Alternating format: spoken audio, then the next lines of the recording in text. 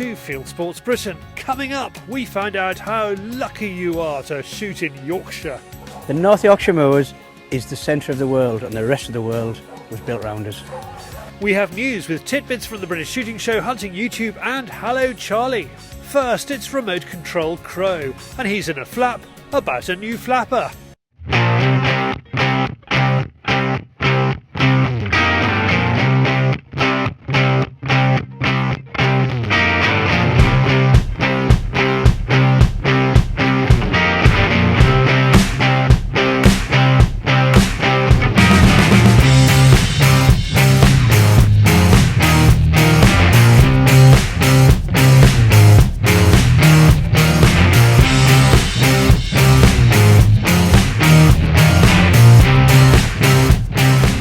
Corn on the cob, anyone?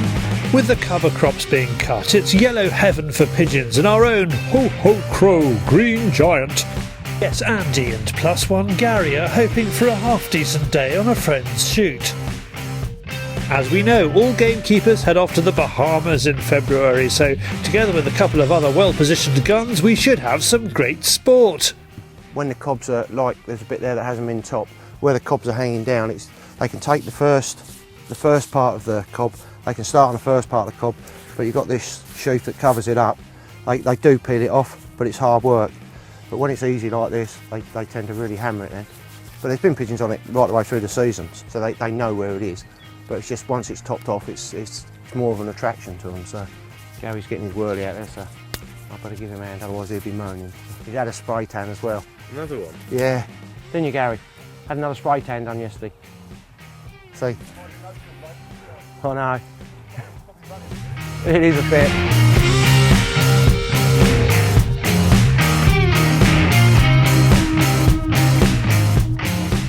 Andy's hide would win gold at the Chelsea Flower Show, whereas Gary's looks like it's in need of a decent meal. He ain't finished his yet. He's doing the decoys, so now I'm just going to help him. Going to get mine already. Can't get Gary's a bit better. As you can see the dogs in there. Going to make it a bit better. Just put up some more of this fur like I put around mine. Make him look more like a bush. Yeah, it's a case of helping each other out really. He's got his job, sorting the decoys out, and I'll get down and help him sort his eye down in a minute. With the whirlies and older birds on cradles, Crow turns all MI5 on us, and fresh from Q Branch, he wants to show us his FF5. Now it sounds top secret, and in the pigeon shooting world it probably is. It's a remote controlled flapper. I've been working with Nick with the FF1, 2, 3, 4, and now this is the FF5. He sent it out to me to test. I used it last Thursday when I went out on maize, and it's on a remote control, which is brilliant. You can stop and start it, you can have it flapping like crazy till the pigeons are set, and just turn it off, and you haven't got no worries of it starting to flap again once they're committed, because sometimes what I found with the others, they tended to commit themselves, and as they were coming in, the flapper would go off and they think, well, what's this sort of thing, and they weren't quite sure. We're going to put the whirlies up for a start, stick this out as well, and if it doesn't work, we're going to take the whirlies in and just keep this out. Nick hasn't quite got it where he wants it, so once he's got it where he wants it, that's when he's going to launch it. Crow explains how to mount a bird on the FF5. What you've got to remember, when you use these flappers, always break the bone. Always break it just there, but be careful because they sometimes break and go through your, and go into your thumb. Use a pair of pliers is a good way of doing it. About halfway along the white bit. Like that. And then at the back here, you've got tail spreaders. Just slot that in there like that in there like that. All it needs now is a battery and we're away. So it's stationary until you activate it? Yeah, so while it's there, it looks just like a floater really, while it's there. As soon as you start press the button, away it goes. Right, as Crow would say, let's get on. Crow makes contact with the first bird that comes his way. Always a nice feeling. Good start.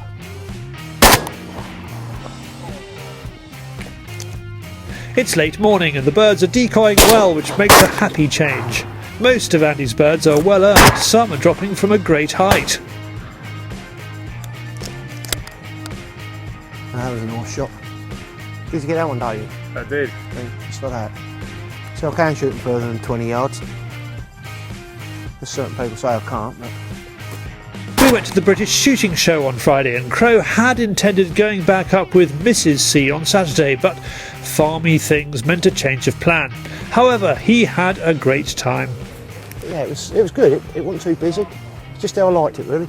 But I didn't get up there yesterday. We had a burst water main on the farm, so coming in front, Mush. Yeah, so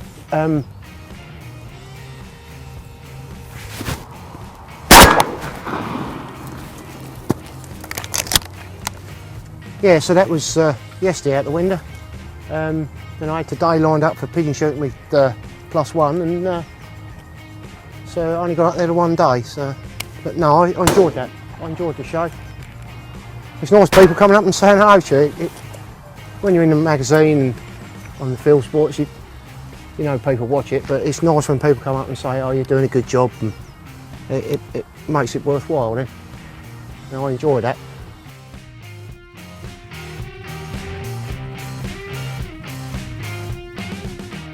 Crow is shooting really well today, and the birds are out at all ranges.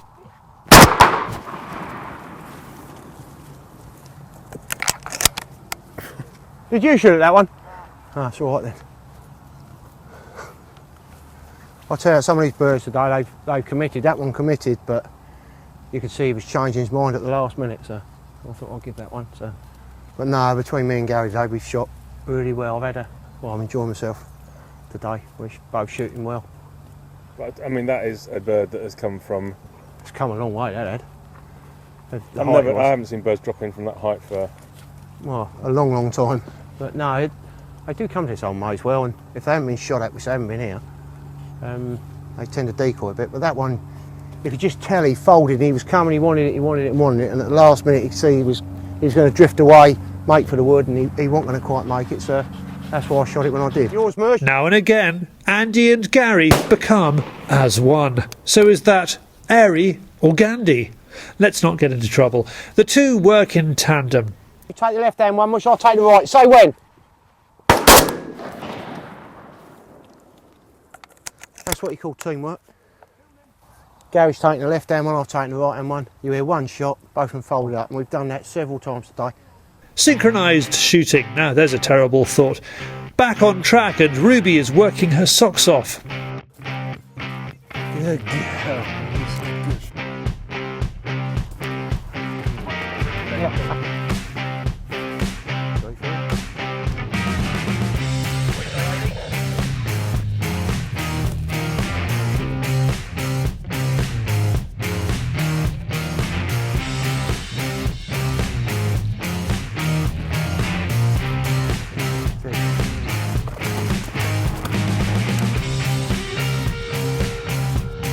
Right, Andy, let's have the scores on the floor. Just over the 100.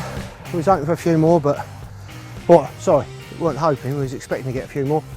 They switched off real quick. They must have found somewhere where they could get in, where there wasn't someone. I think we get another... Well, there's still probably 4 acres there. Rounders still to be topped. We haven't topped too much off. But Gary will be back in later on in the week, get the rest topped off. We'll probably get another... We'll get another 2 days on it, I think. I'm going to have to be a bit quick because I'm off on holiday to try and get a tan like Gary's.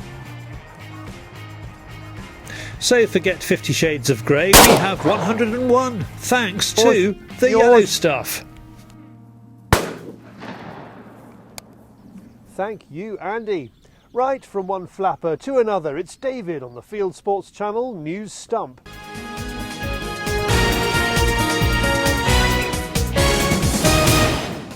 This is Fieldsports Channel News. The British Shooting Show appears to have been enjoyed by traders and the public alike.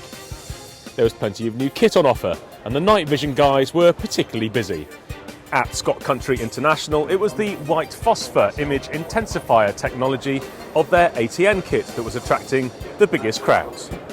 Everyone wants a white phosphor. Although a lot of people prefer the custom grade because it's probably a little bit easier in your eyes, everyone wants white phosphor. It's new to us. ATN are doing a fantastic job in these new tubes. Whether you're going for the Night Arrow or whether you're going for the RSB, everyone wants white phosphor. To see a film about the ATN range available from Scott Country International, please click on the link. American police had to use a taser to pacify a deer which had its antlers intertwined with another. Residents of South Lake Minnetonka in Minnesota called the cops after finding one dead deer and the other one alive. They decided to saw the dead deer's antlers to set the live deer free. In order to do that, a police officer fired his taser at the live deer. The animal fell to the ground and residents quickly moved in on the dead one. German students had a surprise last week when a boar tore through campus. These films show the animal running through the University of Gießen, with students diving for cover. The boar was eventually shot by police outside a salad bar. This map shows the approximate 3-kilometre route it took through the town. Thanks to Benedict Bucher for the story. The case of an actor caught poaching a deer is to be made into a movie. Bollywood megastar Salman Khan was convicted of poaching a black buck, and the case rumbles on in the Indian courts. With the judgment due in days, director Ranjit Sharma is bringing out a film called Quaidai Number 210, Salman Khan's prisoner number after he was first arrested. It's based on the black buck poaching case. And finally, Fieldsports Channel is now officially doing better in China than anywhere else in the world. We translate our films into Mandarin and put them on Youku, and we now have more subscribers over there than we have on YouTube. In just 18 months, they've helped build up more than 27 million views. To celebrate this and the Chinese New Year, Charlie's recorded something for our Chinese viewers. A Happy New Year. Ow! 新年快乐. Charlie there, proving this really is the year of the goat. You are now up to date with Fieldsports Channel News. Stalking the stories, fishing for facts.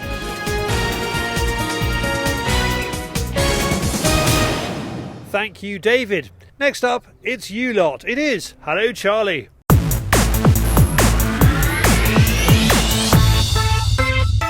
Hello Charlie.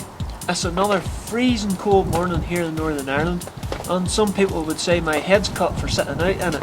But I've had quite a mixed bag this morning off the silage clamp and thoroughly enjoyed it.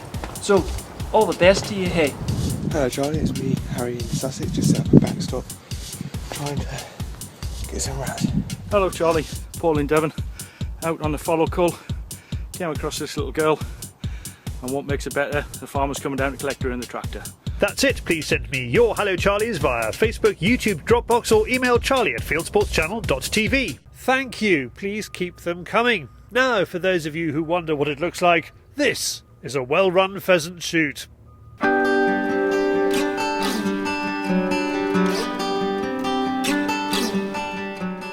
There are very few companies in the world that have all the sporting bases covered. The guns, the shells, the clothing, the accessories, the destination and of course, the shooting.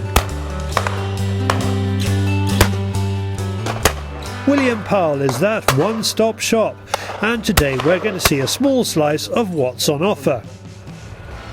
Let's start with the destination. We're on the snow-covered Snilesworth Moor in Yorkshire.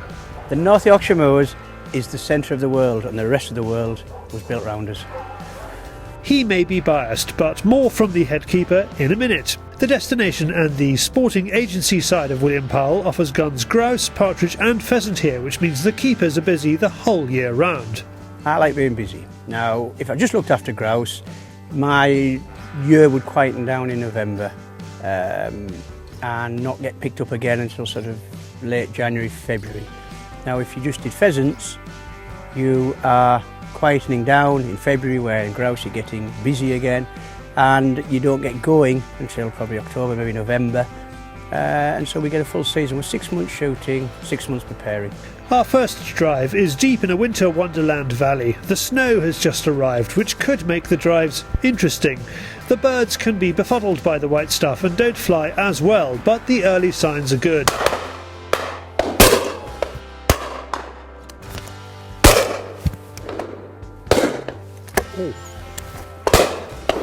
Good shot. William Powell boss Mark Osborne is fond of this estate, and over the past 13 years the company has created a productive and exciting shoot. Very fond of Snaresworth. It was one of our first managements that we got involved in, resuscitating the grouse moor and then building up the low ground shoot, so it has a particular place in our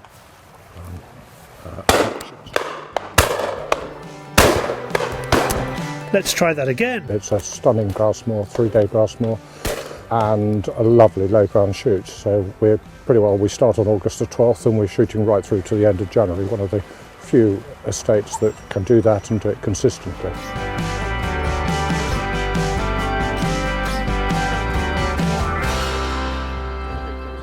The guns are all Mark's guests. It's a mixed bag of keepers from other estates, plus some of his young team who, without skipping a beat, can be gun aficionados or land agents or, today, enthusiastic shots. I've never shot at so many consistently high birds. I mean, I've shot in some pretty interesting places without putting names to them. Those were higher consistently throughout the drive on my peg.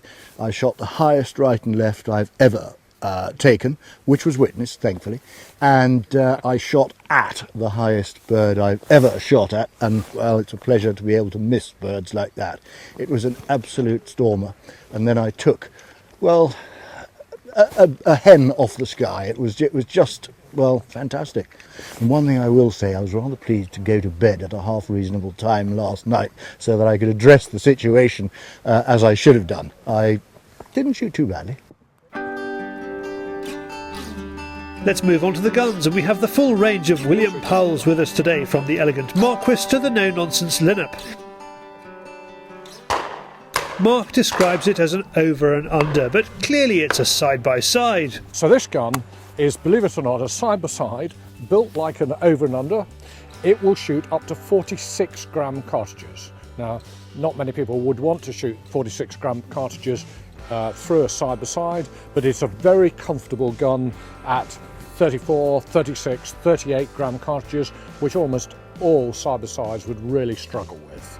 This gun doesn't struggle with it because it's built on a heavier action than any of our other models, so it's a bigger frame gun and it weighs more as a result, so it absorbs the recoil. So you can shoot these big cartridges and it doesn't knock you around, and it doesn't knock the gun either. So this gun is designed for shooting big cartridges at high birds. It's got a raised rib, so it shoots, it handles like a side-by-side because it is a side-by-side, but it aims like an over and under. So you've got that top sighting rib, and it's a perfect gun for shooting high birds. Our second drive is in the valley in front of Jimmy's cottage. The birds loop high across the guns, who enjoy some amazing shots considering the conditions. As we mentioned earlier, we are shooting pheasant and partridge on a grouse moor. It was made abundantly clear by Jimmy in his chat first thing that grouse are not to be shot, and here's how to tell the difference. If you're worried about accidentally shooting a grouse, you see a partridge coming and you think, is it a grouse, is it a partridge? And you're not good at recognising them. A tip is, look at the wing ends. They look like they've got fingers on the wing ends. That's your grouse. Partridges have got nice tight wing ends. There are lots of other differences, but in the split second, that's the one thing to look out for. Up on the moor, the birds are so high they're disappearing into the low cloud.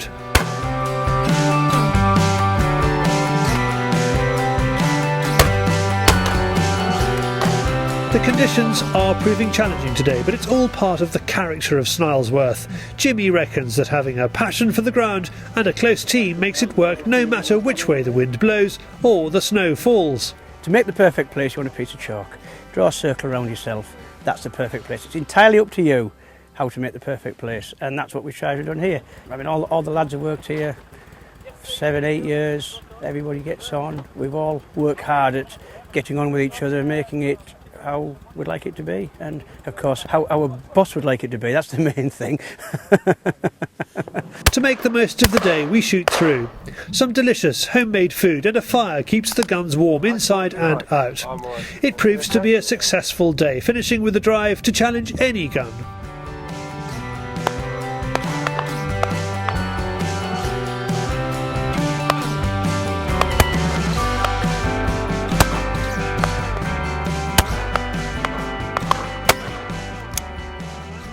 more information about William Powell's Continental gun range, their clothing kit, or the sports they offer all over the world, go to williampowell.com.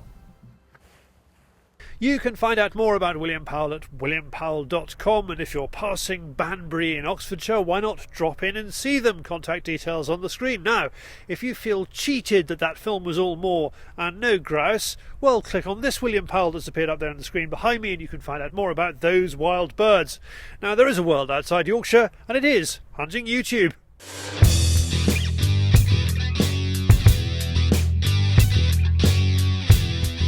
This is Hunting YouTube, which aims to show the best hunting and shooting videos that YouTube has to offer. Thank you Bob Polecat for Sunrise Ferreting Video 2 Hollow Tree. After Simon Whitehead's secret project to produce a usable ferret cam, here is a go by Zeus Polecat. Gamekeeper John sends me a quick wood pigeon. Not literally, he was on his way back from shopping and had a catapult to hand. Thanks Herken Skibber for the Target Hunters 2014 driven hunting reel. It includes roebuck and wild boar. Blaser R8 South Africa, backed by the German Rifle Company, is a nicely filmed buffalo hunt in the Limpopo region in South Africa. Ian Brown shoots a Blaser R8 Kilombero in 416 Remington Magnum. Another film in time for the big hunting trade show IWA in March is the Zeiss Victory Experience 2015, filmed in British Columbia. I covered the first trailer last week. 2 trailers, it had better be good. For lots of shooting and not much story, have a look at this from Sweden. It's designed to sell a gun-mounted camera called a Contour. Joe Vargan is grouse hunting in Norway with a gun dog in the autumn of last year. This one is a GoPro film. GoPro or Contour, you decide. And finally, Calling produces 2 foxes and a rabbit for Vic Garrett. The first one has him pegged, but the next one does not and falls to the HMR with a chest shot. That's it for this week. If you have a YouTube film you would like us to pop into the weekly top 8, send it in via YouTube or email me the link charlie@fieldsportschannel.tv. Well, we are back next week. If you haven't done so already, please subscribe. Please go to our website, fieldsportschannel.tv. Click to like us on Facebook. Follow us on Twitter. Pop your email address into our constant